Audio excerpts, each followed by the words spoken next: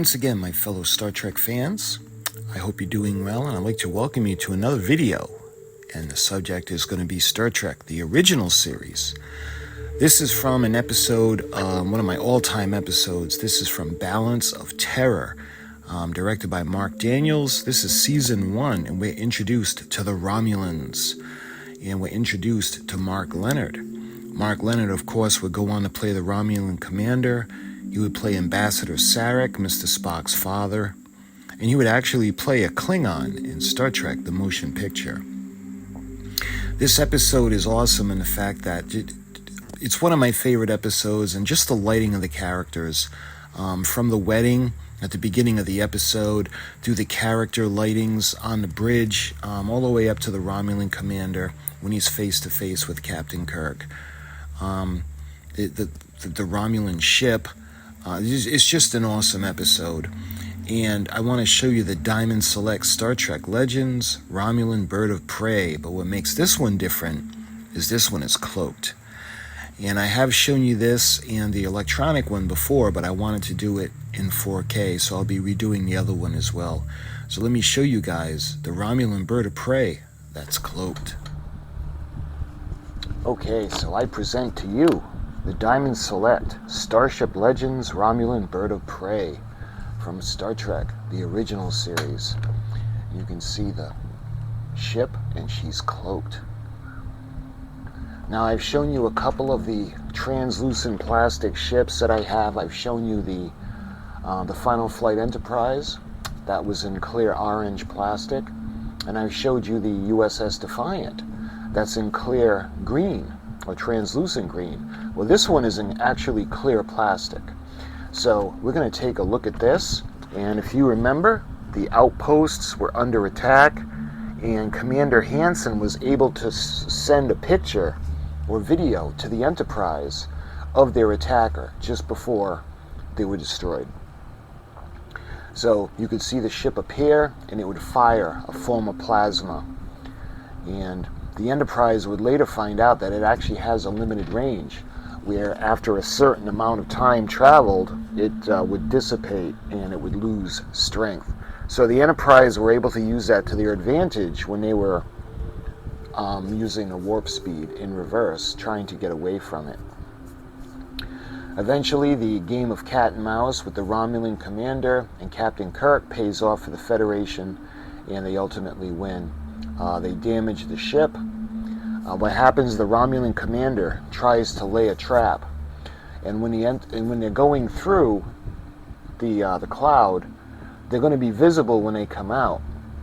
So the Enterprise figures that when they come out, they'll be able to see them and then fire on the last location. But what ends up happening was the Romulan commander figured that that's where they would be.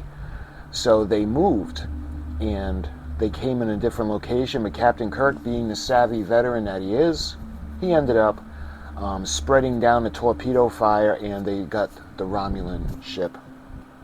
What ultimately happens is they don't surrender. It was never in their jurisdiction. It was almost like a suicide mission if they wouldn't succeed. What ended up happening was the Romulan commander talks to Captain Kirk briefly, and then he sets the auto-destruct, and the Romulan ship is gone. The original model that was used in Star Trek, the original series, in Series 1, was an actual model of the Romulan ship. Interesting story, it disappeared. Nobody knows what happened to that model, and what ended up happening was, if you were wondering why the Romulans would have used the Klingon D7 type of ship, that's why, because they couldn't find the model of the Romulan bird of prey. But anyway, this is from the Comic-Con from San Diego, an exclusive. This is 2018. You see Captain Kirk on the cover, and this is by Diamond Select.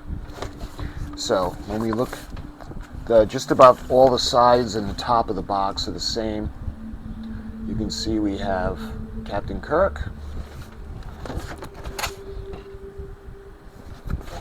So the top and the sides are just about the same. We got the bottom that shows the date. Let's see, that would be 2018 CBS Studios, Diamond Comic Distributors. Alright, so when we look at the back, we get more information. And we actually can see the ship, the model. This is CBS, All Access. And the ship, the information of the ship herself, she's 68 meters long. She's got a 90-meter wingspan. She has 5 decks and a crew of 150, and her maximum speed was warp 4. You can see the San Diego Comic-Con little tag. You can see the United Federation of Planets seal, the Starship Legends, Romulan Bird of Prey. The Romulan Star Empire had a long and agnostic relationship with Earth and the United Federation of Planets. After war broke out in the 22nd century, the Romulan neutral zone was established, isolating the Empire from the Federation. Over a century later, the Romulans sent small maneuverable ships known as birds of prey, due to their distinctive underbelly markings, to attack Federation outposts, reigniting hostilities. With the advanced plasma torpedoes, as well as a cloaking device that renders it virtually invisible, a single bird of prey is, if not a match, then certainly a worthy opponent for a Constitution-class Federation starship. And remember, the war with the Romulans, I think had been 50 years earlier, had been resolved, but the treaty was signed by subspace radio. There was no face-to-face visual communications.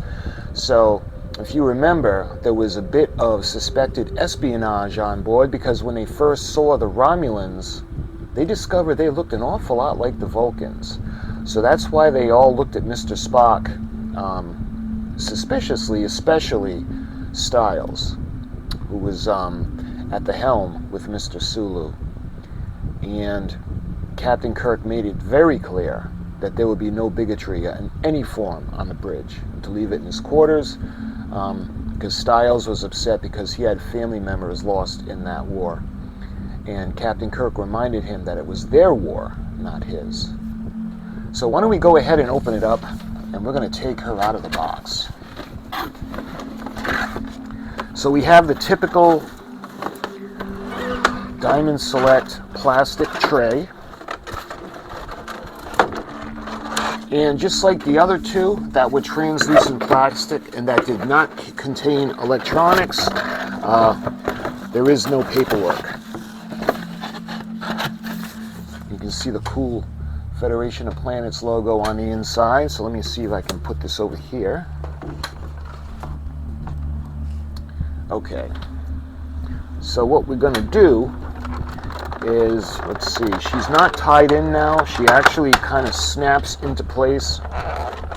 So she kind of just pops out, just like that. And look at that. Look at the nacelles. Look at the Bassard collectors. Love it. Now, in the electronic version, which this is modeled after and used with the same mold, you would push down the fin, and that would make the sounds. And just like the Final Flight Enterprise and the USS Defiant, you can see the battery compartment cover that's on and held in place with a screw. And that's where you can see on the inside where the batteries would go. Again, this contains no electronics of any kind. So I'm going to put her down for a minute, and we're going to take the base out.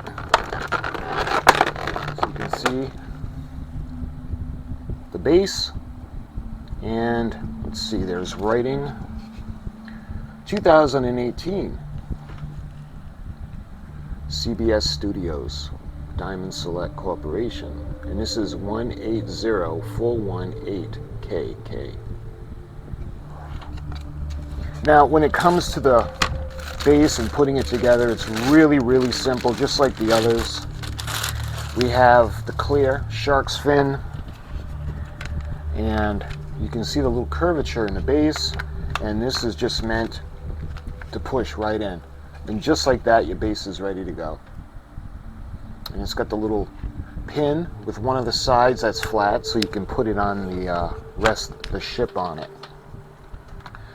So when it comes to the ship, let's take a look at the ship first. So this is the top side. You can see where the bridge area would be. You can see all the windows. I'm thinking that this would be B and C decks. Although on a Romulan ship, I don't know how the phrasing would go for it. Just like on a Romulan ship, I don't know if these would be called Bassard collectors or nacelles, but they have them on either side, and they're orange. They're clear orange. I think on the show, I think they were white, weren't they, on the filming model? I'm not quite sure. I'll put pictures up. You can see the rear of the propulsion units. Let's call them that, because I don't know if they're called nacelles or not. And looking at the bottom, we've got some writing, and that is 2018 CBS, made in China, as is everything, it seems. Looking at the bottom, you can see the bird of prey. This is really wild looking. You can see his beak, and it looks like he's homing in on something. You can see his claws, where they're kind of retracted like landing gear as he's searching for something. Looking at the feathers, it's a really nice job. This feels like a decal. Yeah, this is not screened or painted on.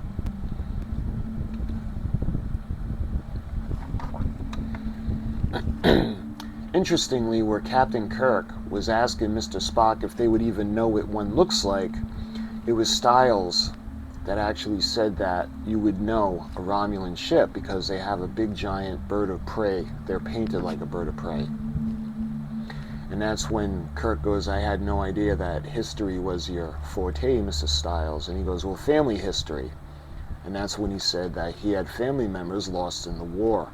And that's when Captain Kirk reminds him that it was their war and not his. But anyway, you can see the screw where you would take this off, and it's the battery compartment inside. There's nothing there. There aren't any electronics in this, as you can well see.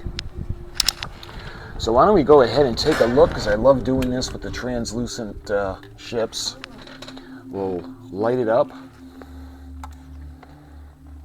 Let's see if we can do the Bassard collector or the propulsion unit.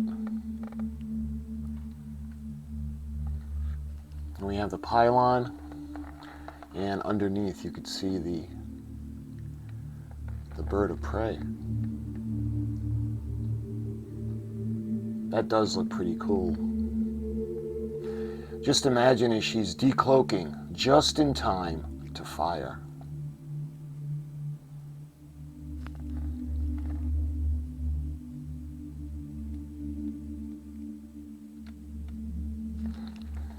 Let's look at the back of the ship. You can see where the fin comes out in the battery compartment. And this would be the starboard side power unit. Looking at the top, I'll show you where the bridge is. Let's see if I can... There. That looks pretty cool.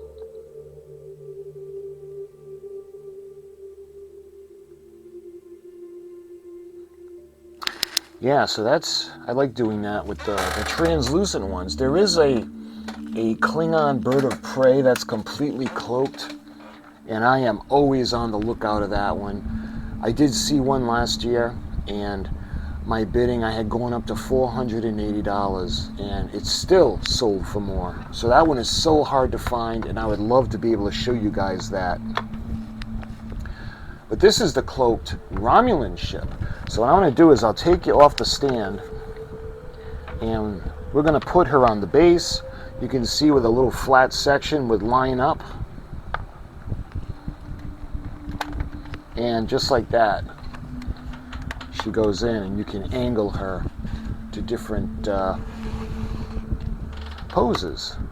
You can be diving, or she can be coming towards the the outpost, ready to attack. So taking a look at the base, clear. So the base also is cloaked. And I showed you guys the electronic version of this ship. I'm going to go back and check, and if it's not in 4K, what I'll do is I'll reshoot that as well. You can see how the stand goes in to the bottom of the ship, where it rests, and it has that ball and socket type of support. Coming around to the front where the plasma weapon would be. You can see some of the windows. Going up to the top of the ship where the bridge is, you can see the windows. And you can just imagine the Romulan commander trying to save his ship. More debris into the disposal tubes. The body of the Centurion too, because they would lose Centurion on the trip. Looking at this would be the starboard power unit. Looking down at the strut or the pylon. Come over to the port side, and you can see the power unit molded in clear orange plastic. So my friends, I hope you enjoyed this quick video. This video quality is a lot better than the first time that I put it up and showed you guys. That's why I like going about redoing a lot of my videos, just to make it better quality, to show you guys more detail, especially something like the Romulan ship. So my friends, thank you so much for watching, and until I do the electronic version of the Romulan ship, I'll talk to you guys soon.